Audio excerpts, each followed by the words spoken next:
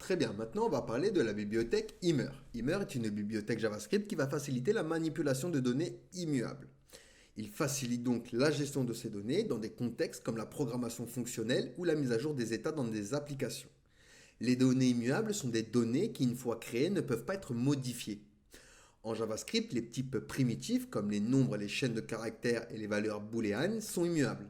Ça signifie que lorsqu'une variable contient une valeur primitive, elle ne peut être modifiée, enfin elle va être modifiée plutôt, mais elle ne sera pas réellement modifiée. En fait, elle va plutôt créer une nouvelle valeur, plutôt que de modifier la valeur existante. Donc pour bien comprendre, par exemple, on va se faire un fichier, on va l'appeler todo.jsx.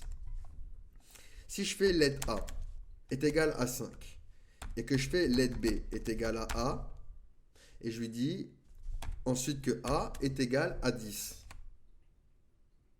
Donc ici, A est égal à 5, B est égal à A, donc à 5, puis A est égal à 10. J'ai réaffecté sa valeur. B contient donc maintenant la valeur 5.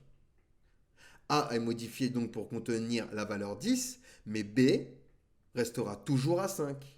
Donc B a une valeur immuable. Donc maintenant, pour prendre un contexte, admettons, je veux me créer un bouton et que je veux qu'il m'affiche toujours nouvelle tâche. Donc maintenant, ce qu'on va faire, c'est import. Donc on va import create store from donc Redux.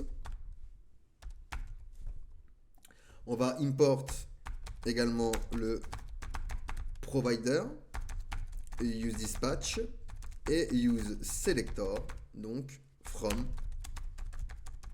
React Redux. Ensuite, ce qu'on va faire, on va ouvrir notre fichier dans notre terminal et on va faire un npm install Immer pour installer du coup la bibliothèque. Puis on va venir donc du coup import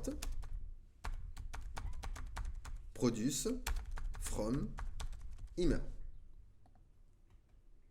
Donc on importe la fonction produce_immer, puis après nous allons pouvoir créer une action creator.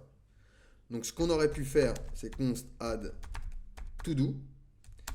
On le met dans une variable, on va dire que c'est égal à la chaîne de caractères const add todo. Alors todo. Ensuite on fait notre action creator. Donc const add todo est égal à une fonction fléchée qui aura new to do, donc le nouvel item. Et ici, hop, on précise donc le type. Et le type sera notre variable du coup add to do. Puis payload pour les informations supplémentaires. On va lui dire new item ou alors new to do. Plutôt puisqu'on l'a mis en paramètre. Ensuite, nous allons créer notre réduceur. Donc on va créer déjà notre initial state. Donc const initial state. Donc là, on va tout mettre dans le même fichier. Même si, lorsque je vous ai montré les fichiers action, les fichiers réduceurs, je les ai mis dans des fichiers séparés. C'est toujours mieux de les mettre dans des fichiers séparés. Là, c'est juste pour l'exemple, je le mets dans le même fichier. Donc to do. Ici, ce sera un tableau vide. Et je crée du coup mon réduceur.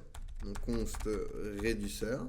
Il va prendre state, qui aura pour valeur par défaut, alors hop, state, notre initial state et notre action.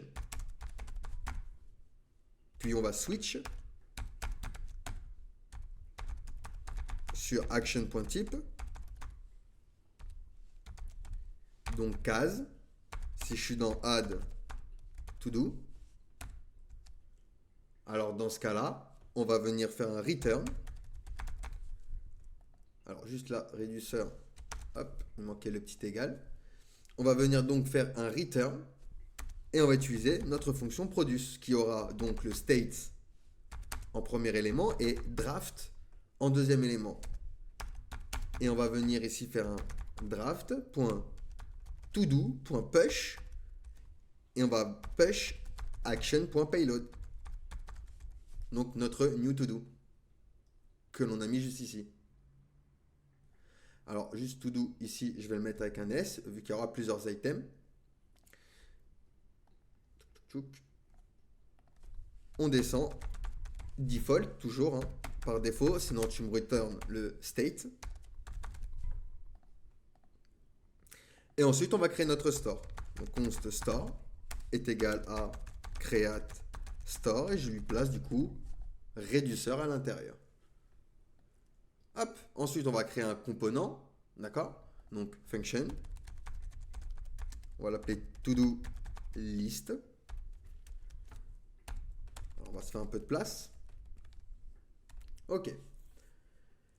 Alors, que va me faire du coup cette to-do list? On va se faire une variable qui va s'appeler to-do et on va utiliser useSelector pour sélectionner le state. Donc state et on va chercher du coup state.todo, notre tableau vide.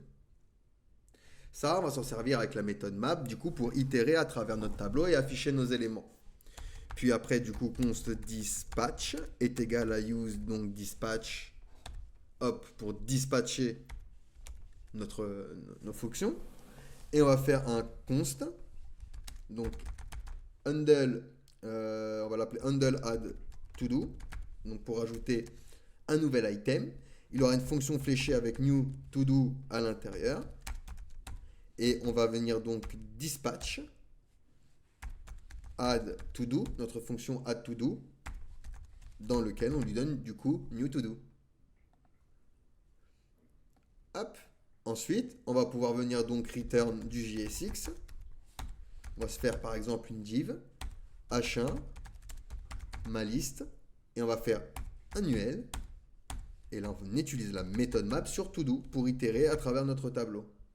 Donc, il y aura une fonction fléchée avec todo et index pour la key. Toujours important de mettre une key quand on itère sur nos éléments. Et on va venir, hop, itérer un eli pour chaque élément.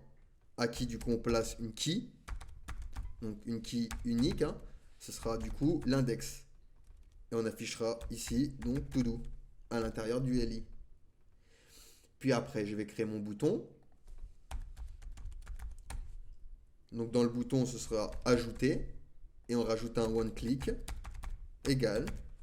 Et ici, du coup, on va utiliser la fonction handle alt to do, qui va simplement venir exécuter, par exemple, une nouvelle tâche.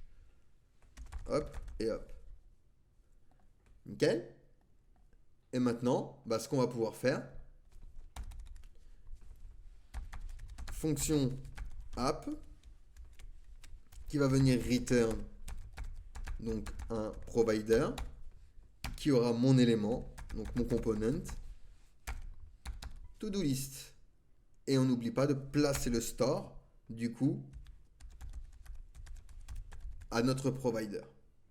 Donc comme je vous l'ai dit, là on le fait dans le même fichier, on aurait pu le faire dans un fichier à part comme je vous l'ai montré, ça aurait été beaucoup mieux au niveau de l'organisation, mais là c'est juste pour l'exemple.